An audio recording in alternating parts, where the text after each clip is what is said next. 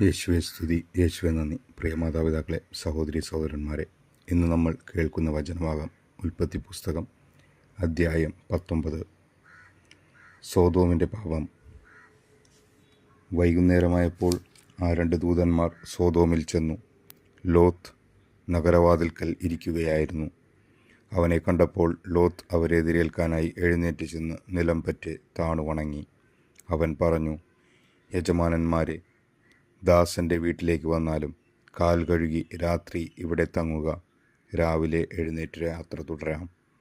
അവർ മറുപടി പറഞ്ഞു, വേണ്ട, രാത്രി ഞങ്ങൾ തെരുവിൽ കഴിച്ചുകൊള്ളാം. അവൻ വളരെ നിർബന്ധിച്ചപ്പോൾ അവർ അവൻ്റെ വീട്ടിലേക്ക് പോയി. അവൻ അവർക്കൊരു വിരുന്നൊരുക്കി. പുളിപ്പില്ലാത്ത അപ്പവും ഉണ്ടാക്കി. അവർ അത് ഭക്ഷിച്ചു. അവർ കിടക്കും മുൻപേ സോദോം നഗരത്തിൻ്റെ എല്ലാ ഭാഗത്തു നിന്ന് യുവാക്കന്മാർ മുതൽ വൃദ്ധന്മാർ വരെയുള്ള എല്ലാവരും വന്ന് വീട് വളഞ്ഞു. അവർ ലോത്തിനെ വിളിച്ചു പറഞ്ഞു, രാത്രി നിന്റെ അടുക്കൽ വന്നവരെവിടെ? ഞങ്ങൾക്ക് അവരുമായി സുഖഭോഗങ്ങളിൽ ഏർപ്പെടേണ്ടതിന് അവരെ പുറത്തേക്ക് കൊണ്ടുവരിക. ലോത്ത് പുറത്തിറങ്ങി കതകടച്ചിട്ട് അവരുടെ അടുത്തേക്ക് ചെന്നു. അവൻ പറഞ്ഞു, സഹോദരരെ, ഇത്തരം മ്ലേച്ഛത കാട്ടരുതെന്ന് ഞാൻ നിങ്ങളോട് യാചിക്കുന്നു. പുരുഷ സ്പർശമേൽക്കാത്ത 2 പെൺമക്കൾ എനിക്കുണ്ട്. അവരെ നിങ്ങൾക്ക് വിട്ടുതരാം. ഇഷ്ടം പോലെ അവരോട് ചെയ്തു കൊള്ളുക. പക്ഷേ ഈ പുരുഷന്മാരെ മാത്രം ഒന്നും ചെയ്യരുത്. എന്തെന്നാൽ അവർ എൻ്റെ അതിഥികളാണ്. മാറി നിൽക്കൂ. അവർ അട്ടഹസിച്ചു. പരദേശിയായി വന്നവൻ ന്യായം വിധിക്കുവാൻ ഒരുങ്ങുന്നു. അവരോടെന്നതിനേക്കാൾ മോശമായി നിന്നോടും ഞങ്ങൾ പെരുമാറും.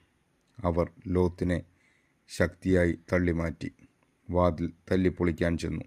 പക്ഷേ ലോത്തിൻ്റെ അതിഥികൾ കൈനീട്ടി അവനെ വലിച്ച് വീടിനുള്ളിലാക്കിയിട്ട് വാതിലടച്ചു. വാതിൽക്കലുണ്ടായിരുന്ന എല്ലാവരെയും അവർ അന്ധരാക്കി. അവർ വാതിൽ തപ്പിത്തടഞ്ഞു വലഞ്ഞു. ലോത്ത് സോദോം വിടുന്നു. ആ 2 പേർ ലോത്തിനോട് പറഞ്ഞു, ഇവരെ കൂടാതെ നിനക്കാരെങ്കിലും ഇവിടെയുണ്ടോ? പുത്രന്മാരോ പുത്രികളോ മരുമക്കളോ മറ്റാരെങ്കിലുമോ നഗരത്തിൽ ഉണ്ടെങ്കിൽ എല്ലാവരെയും ഉടൻ പുറത്തു കടത്തിക്കൊള്ളുക. ഈ സ്ഥലം ഞങ്ങൾ നശിപ്പിക്കാൻ പോവുകയാണ്. ഇവിടുത്തെ ജനങ്ങൾക്കെതിരെ രൂക്ഷമായ നിലവിളി കർത്താവിൻ്റെ മുൻപിൽ എത്തിയിരിക്കുന്നു. ഇവിടം നശിപ്പിക്കാൻ കർത്താവ് ഞങ്ങളെ അയച്ചിരിക്കുകയാണ്. ഉടനെ ലോത്ത് തൻ്റെ പുത്രിമാരെ വിവാഹം ചെയ്യാനിരുന്നവരുടെ അടുത്തേക്ക് ചെന്ന് പറഞ്ഞു, എഴുന്നേറ്റ് ഉടനെ സ്ഥലം വിട്ടുപോവുക. കർത്താവ് ഈ നഗരം നശിപ്പിക്കാൻ പോവുകയാണ്. എന്നാൽ അവൻ തമാശ പറയുകയാണ് എന്നത്രേ അവർക്ക് തോന്നിയത്. നേരം പുലർന്നപ്പോൾ ദൂതന്മാർ ലോത്തിനോട് പറഞ്ഞു, എഴുന്നേറ്റ് ഭാര്യയെയും പെൺമക്കൾ 2 പേരെയും കൂട്ടി വേഗം പുറപ്പെടുക, അല്ലെങ്കിൽ നഗരത്തോടൊപ്പം നിങ്ങളും നശിച്ചു പോകും. എന്നാൽ അവൻ മടിച്ചു നിന്നു. കർത്താവിന് അവനോട് കരുണ തോന്നിയതുകൊണ്ട് ആ മനുഷ്യർ അവനെയും ഭാര്യയെയും മക്കളെയും കൈപിടിച്ച് നഗരത്തിന് പുറത്തേക്ക് കൊണ്ടുപോയി വിട്ടു. അവരെ പുറത്തു കൊണ്ടുചെന്ന് വിട്ടതിന് ശേഷം അവരിലൊരുവൻ പറഞ്ഞു, ജീവൻ വേണമെങ്കിൽ ഓടിപ്പോവുക, പിന്തിരിഞ്ഞു നോക്കരുത്. താഴ്വരയിലെങ്ങും തങ്ങുകയുമരുത്. മലമുകളിലേക്ക് ഓടി രക്ഷപ്പെടുക, അല്ലെങ്കിൽ നിങ്ങൾ വെന്തു നശിക്കും. ലോത്ത് പറഞ്ഞു, യജമാനനെ, അങ്ങനെ പറയരുതേ. ഞാൻ അങ്ങയുടെ പ്രീതിക്ക് പാത്രമായല്ലോ. എൻ്റെ ജീവൻ രക്ഷിക്കുന്നതിൽ അവിടുന്ന് വലിയ കാരുണ്യമാണ് കാണിച്ചിരിക്കുന്നത്.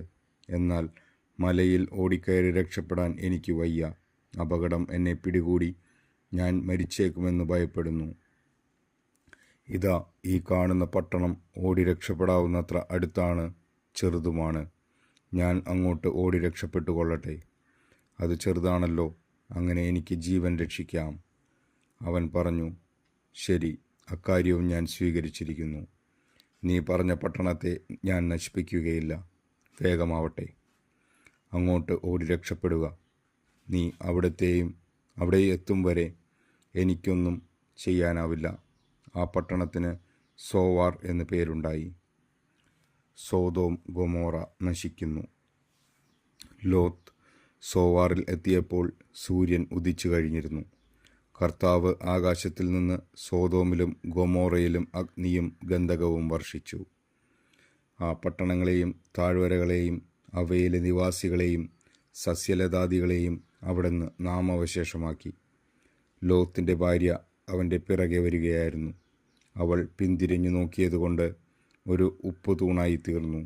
അബ്രഹാം അതിരാവിലെ എഴുന്നേറ്റ് താൻ കർത്താവിൻ്റെ മുൻപിൽ നിന്ന് സ്ഥലത്തേക്ക് ചെന്നു. അവൻ സോദോമിനും ഗൊമോറയ്ക്കും താഴ്വര പ്രദേശങ്ങൾക്കും നേരെ നോക്കി. തീച്ചൂളയിൽ നിന്നെന്ന പോലെ ആ പ്രദേശത്തു നിന്നെല്ലാം പുക പൊങ്ങുന്നത് കണ്ടു. താഴ്വരകളിലെ നഗരങ്ങൾ നശിപ്പിച്ചപ്പോൾ ദൈവം അബ്രാഹത്തെ ഓർത്തു. ലോത്ത് പാർത്തിരുന്ന ഈ നഗരങ്ങളെ നശിപ്പിച്ചപ്പോൾ അവിടുന്ന് ലോത്തിനെ നാശത്തിൽ നിന്ന് രക്ഷിച്ചു. മോവാബ്യർ, അമ്മോന്യർ. സോവാറിൽ പാർക്കാൻ ലോത്തിന് ഭയമായിരുന്നു. അതുകൊണ്ട് അവൻ തൻ്റെ 2 പെൺമക്കളോടുകൂടെ അവിടെ നിന്ന് പുറത്തു കടന്ന് മലയിൽ ഒരു ഗുഹയ്ക്കുള്ളിൽ പാർത്തു. മൂത്തവൾ ഇളയവളോട് പറഞ്ഞു, നമ്മുടെ പിതാവിന് പ്രായമായി. ലോകനടപ്പനുസരിച്ച് നമ്മോട് സംഗമിക്കുവാൻ ഭൂമിയിൽ വേറൊരു പുരുഷനുമില്ല. അപ്പനെ വീഞ്ഞു കുടിപ്പിച്ച് നമുക്ക് അവനോടൊന്നിച്ച് ശയിക്കാം. അങ്ങനെ അപ്പൻ്റെ സന്താന പരമ്പര നിലനിർത്താം. അന്നു രാത്രി പിതാവിനെ അവർ വീഞ്ഞു കുടിപ്പിച്ചു. മൂത്തവൾ പിതാവിൻ്റെ കൂടെ ശയിച്ചു. അവൾ വന്നു കിടന്നതോ എഴുന്നേറ്റ് പോയതോ അവൻ അറിഞ്ഞില്ല. പിറ്റേന്ന് മൂത്തവൾ ഇളയവളോട് പറഞ്ഞു, ഞാൻ ഇന്നലെ അപ്പനോടൊന്നിച്ച് ശയിച്ചു. ഇന്നും നമുക്കവനെ വീഞ്ഞു കുടിപ്പിക്കാം. ഇന്നു നീ പോയി അവനോടുകൂടെ ശയിക്കുക. അങ്ങനെ അപ്പൻ്റെ സന്താന പരമ്പര നമുക്ക് നിലനിർത്താം. അന്ന് രാത്രിയിലും അവർ പിതാവിനെ വീഞ്ഞു കുടിപ്പിച്ചു. ഇളയവൾ അവനോടൊന്നിച്ച് ശയിച്ചു. അവൾ വന്ന് കിടന്നതോ എഴുന്നേറ്റ് പോയതോ അവൻ അറിഞ്ഞില്ല. അങ്ങനെ ലോത്തിൻ്റെ 2 പുത്രിമാരും തങ്ങളുടെ പിതാവിൽ നിന്ന് ഗർഭിണികളായി. മൂത്തവൾക്കൊരു മകൻ ജനിച്ചു. മോവാബ് എന്നവന് പേരിട്ടു. ഇന്നുവരെയുണ്ടായിട്ടുള്ള മോവാബ്യരുടെ എല്ലാം പിതാവാണ് അവൻ.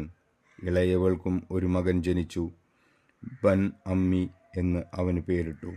ഇന്നുവരെ ഉണ്ടായിട്ടുള്ള അമ്മോന്യരുടെ എല്ലാം പിതാവാണ് അവൻ. നമ്മുടെ കർത്താവായ ദൈവത്തിന് സ്തുതി. തിരുവചനം നമ്മുടെ ജീവിതത്തിൽ സന്തോഷവും സമാധാനവും ഐശ്വര്യവും കൊണ്ടുവരട്ടെ. ആമേൻ.